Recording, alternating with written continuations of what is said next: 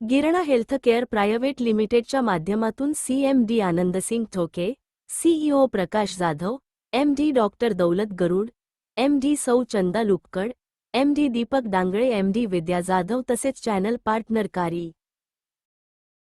मुजाहिद Anjum, channel partner doctor Rakesh Raundal यांच्या अथक प्रयत्नांमुळे हिंदू मुस्लिम एकतेचे प्रतीक रमजानपुरा येथे गिरणा आयुर्वेदा हब उद्घाटन पाचोर्याचे आमदार समाजभूषण माननीय किशोरप्पा पाटील साहेब, आयुर्वेदाचार्य डॉक्टर राज पाटील साहेब, आमचे गुरुवरी किशोर बाबा शास्त्री जामनेर परमपूज्य गुरुनाथ पप्पू बाबा यांच्या शुभ हस्ते संपन्न झाले।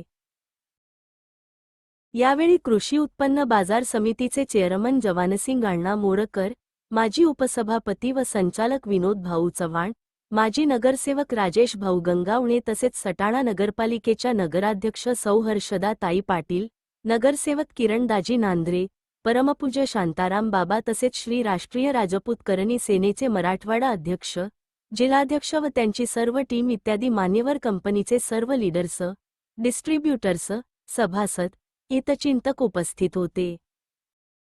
20 वर्षापूर्वी कॅन्सर झाला तर डॉक्टरांनी 2 महिने मुदत दिलेली होती। त्यांच्या आपल्या शरीरातल्या आतड्या आणि त्यांच्या आतड्या त्यांच्या निम्मेच आतड्या आहेत आपल्यापेक्षा। 20 वर्षापूर्वी जाणारा व्यक्ती आज सगळ्यांची सेवा करताय। शास्त्रीजी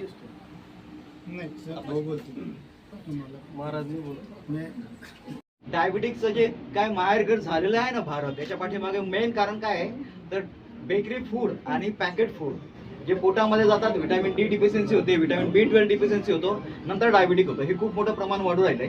याच्या पाठीमागे कारण काय आहे? प्रिझर्वेटिव्ह। ओके, आपण काय करतो, प्रिझर्वेटिव्ह न टाकता मेडिसिन बनवतो।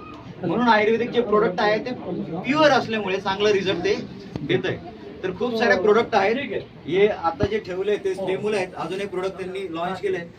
आणि मार्केटिंग हा सब्जेक्ट माझा नाहीये, मला एक्सप्लेन करणं माहिती नाही, मला पेशंट चेक करणं माहिती आहे, पण मार्केटिंग हे खूप चांगल्या पद्धतीने करतात। आणि मी फक्त बनवलेलं आहे। जी काय चांगली मेहनत चालू आहे ते गिरणा हेल्थ केअरची चालू आहे। गिरणा आयुर्वेदिक मॉलच्या या उद्घाटनाच्या निमित्तानं या ठिकाणी उपस्थित असलेले आमच्या परिसराचे आणि मला वाटतं जगभर प्रसिद्ध असलेले आदरणीय महाराज, आमच्या नगराध्यक्षताई डॉक्टर पाटील साहेब, माझ्या समवेत आलेले आमच्या पाचोर्याचे उद्योजक आदरणीय अबुलेजी, सर्व सन्माननीय पदाधिकारी, ठोके साहेब, त्यांची सर्व टीम आणि यांच्यावर प्रेम करणारे सर्व मान्यवर बांधवांनो आणि मित्रांनो, मी पहिल्यांदा आपल्या सगळ्यांच्या साक्षीने या नाविन्यपूर्ण अशा आयुर्वेदिक मॉलचं उद्घाटन झालं असं पहिल्यांदा या ठिकाणी जाहीर करतो। आता आम्हाला दिवसभर उद्घाटन आणि भूमिपूजनच असतं, परंतु त्यातल्या त्यात माझ्या 25 वर्षाच्या राजकीय कारकिर्दीमध्ये पहिल्यांदा अशा आयुर्वेदिक मॉलचं उद्घाटन करतोय, त्याबद्दल तुमचं मनापासून आभार मानतो, आपल्याला धन्यवाद देतो। निश्चितपणे जर आपण पूर्वीची परंपरा पाहिली तर परमेश्वराने किंवा संतांनीच म्हटलं आहे की तुझं आहे तुझं पाशी पण जागा भुललाशी। देवाने माणसाला जन्माला घातलंय, डॉक्टरला नाही। आयुर्वेद सगळं इथंच आपल्याकडेच होतं आणि त्याच्यावरच आपण हे सगळं चालायचं। म्हणजे लक्ष्मणाला सुद्धा बाण लागला तर हनुमानाने डोंगरच उचलून आणला आणि त्या संजीवनी बुटीने त्यांचा वाला जीव वाचला। तेव्हापासून हा आयुर्वेदचा इतिहास आहे। परंतु मध्ये आयुर्वेदाला ॲलोपॅथी भारी पडली आणि आयुर्वेद दाबलं गेलं।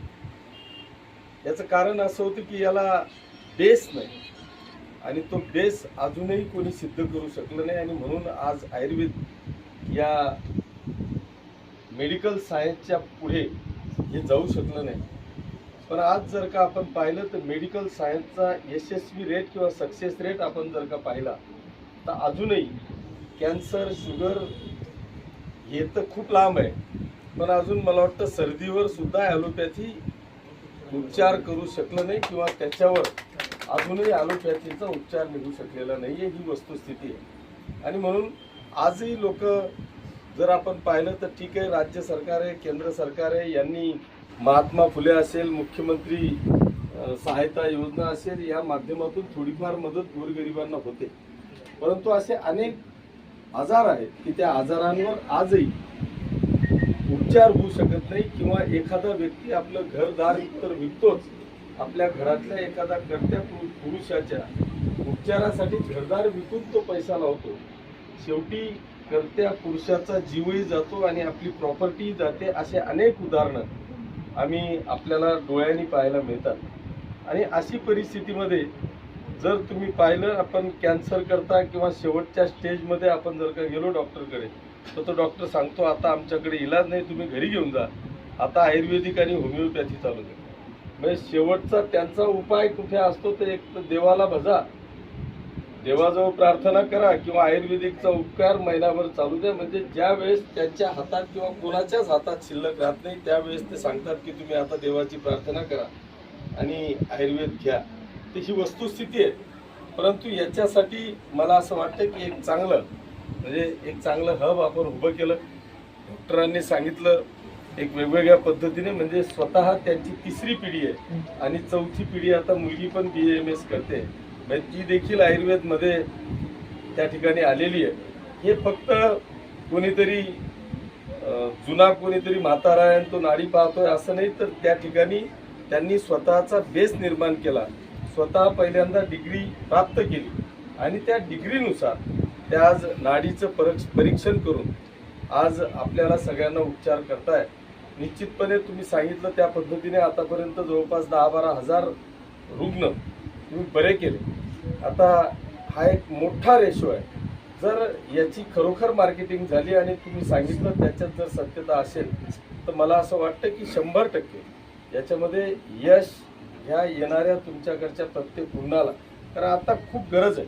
म्हणजे जरी डॉक्टर साहेबांनी बेकरी आयटम किंवा काही वेगवेगळे आयटम्स त्यांनी सांगितले की त्याच्यामुळे शुगर होते, ही जरी वस्तुस्थिती असली, पण आज आपण प्रत्येक व्यक्तीचा, पूर्वी जर का आपण पाहिलं तर प्रत्येकाला फक्त शारीरिक श्रम होते, परंतु आता बौद्धिक श्रम चालू झालेले आहे. आपल्याला शारीरिक श्रम कमी आणि बौद्धिक श्रम जास्त चालू झालेले आहेत. तर त्याच्यामुळे ज्याला तपासाल त्याला शुगर आणि बीपीचा आजार आपल्याला पाहायला मिळेल. कारण प्रत्येकाची इतकं धावतं, जर आपण पाहिलं तर प्रत्येकाचा इतका धावता दौरात, म्हणजे त्याचावाली स्पीड इतका भयानक झालेला आहे की तो प्रत्येक जणाला आता थांबायचं काम नाही. आणि म्हणून अशा या धावत्या युगामध्ये ज्याला 10 लोकांना तपासलं तर तुम्हाला शुगर, बीपी आणि कॅन्सर सारखे रोग आपल्याला पाहायला मिळतील. त्याच्यात या जगामध्ये पाप करणारे, या देशामध्ये पाप करणारे इतके लोक आहेत की मी त्या तुकाराम मुंडेंवर प्रतिक्रिया दिली. कदाचित महाराष्ट्रातला मी एकमेव आमदार असेल की मी त्यांच्यावर प्रतिक्रिया दिली. ही जी वस्तुस्थिती आहे की आज जर का कॅन्सर, म्हणजे 2-4 वर्षाच्या बाळाला सुद्धा कॅन्सर आपल्याला पाहायला मिळतो, याचं एकमेव कारण की या दुधामध्ये असलेलं मिश्रण, तेलमध्ये असलेलं मिश्रण, हे विष आपण बाळांना आणि आपण सगळेजण पितोय, खातोय. आणि ह्या सगळ्या विषामुळेच मला असं वाटतं की आज कॅन्सर सारखे भयानक आजार आपल्याला पाहायला मिळत आहे. मी तर म्हणतो ना, 10, 20, 25 वर्षाचे मुलं आज अटॅक येऊन मरत आहेत.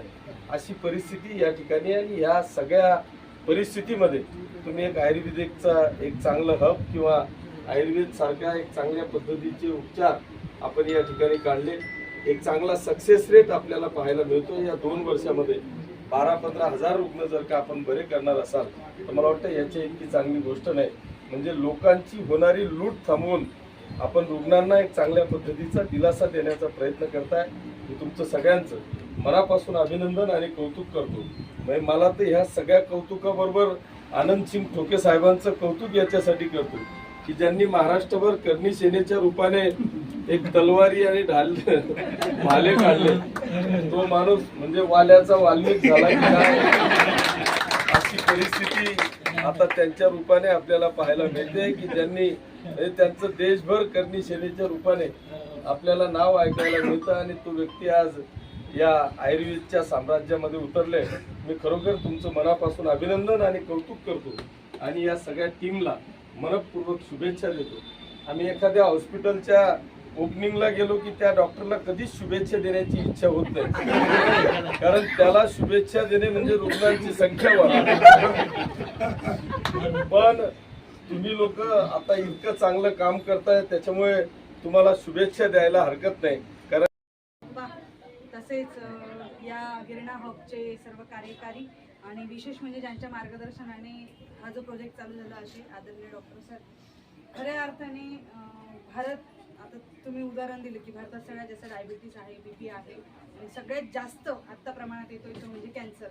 तर खऱ्या अर्थाने कुठेतरी आपण ह्या गोष्टी आयुर्वेदिक गोष्टी न वापरता इन्स्टंट इफेक्टच्या मागे जातोय. त्याच्यामुळे ह्या गोष्टींचा इफेक्ट अल्टरनेटली आपल्या बॉडीवर होतोय आणि ह्या क्वचित ठिकाणी आता लोक आयुर्वेदिक, पण आता त्याचं महत्त्व कळायला लागलंय. आणि तुमच्यासारख्या लोकांनी आणि यांच्या म्हणजे सरांच्या गायडन्सने जर असं ठिकठिकाणी खरंच आयुर्वेदिक हब उभे करून आणि लोकांना त्याचं महत्त्व पटवून दिलं तर नक्कीच डायबिटीस असेल, करोना, कॅन्सर असेल किंवा बीपी असेल, म्हणजे इवन आज 15-12 अशा वयोगटाच्या मुलांना सुद्धा शुगरचा प्रॉब्लेम आहे. तर नक्कीच आपलं जर जीवनमान ह्या गोष्टींच्या जर वापरण्याने जर सुधारित होत असेल आणि यासारख्या गोष्टी जर म्हणजे नाशवंत होतील तर माझा नक्कीच सल्ला असेल सरांना की ठिकठिकाणी तुम्ही ह्या गोष्टींचे कॅम्प राबवावे आणि लोकांना याची जनजागृती करून द्यावी. कारण त्याशिवाय लोकांच्या म्हणजे आता जसं तुम्ही थोडक्यात सांगितलं, थोडी माहिती दिली तर की तुम्ही डिस्ट्रॉय करतात किंवा तुम्ही डिझॉल्व करतात, म्हणजे ही जी बेसिक कन्सेप्ट आहे ही लोकांना समजत नाही. म्हणजे हे जेव्हा आपण समजवू, त्यांना सांगू आयुर्वेदाचा फरक, ॲलोपॅथीचा फरक, तर लोक काय करतात, आज मला सर्दी झाली मी उद्या गोळ्या घेईल आणि लगेच ती परवा बरी होईल. पण आयुर्वेदिकचं असं असतं नो साईड इफेक्ट्स, बट त्याचा इफेक्ट जो असतो तो लॉंग लास्टिंग असतो. तर नक्कीच काळाची गरज आहे आणि तुम्हाला खूप भरभरून शुभेच्छा, कारण हे असे कमी प्रमाणात लोक हा प्रोजेक्ट आणतायत आणि लोकांपर्यंत राबवतात आहे. आणि विशेषतः मी मालेगावचीच आहे आणि माझ्या मालेगावच्या शहरासाठी ही खूप सुंदर गोष्ट आहे, याचा मला अभिमान आहे. तर तसंच माझ्या बागलांकडेही तुम्ही असं सुंदर प्रोग्राम राबवावा अशी तुम्हाला विनंती आणि खूप खूप शुभेच्छा. आयोजकांचे खूप आभार, तुम्ही आम्हाला इथे बोलवला आणि माझा असेल, नांद्रे ताईंचा असेल, आप्पाही पाचोऱ्याहून इकडे आले आहेत, तर तुमचे खूप खूप आभारी. धन्यवाद. ताईंनी आता एक विषय सांगितला आपला साहेब कॅन्सरचा.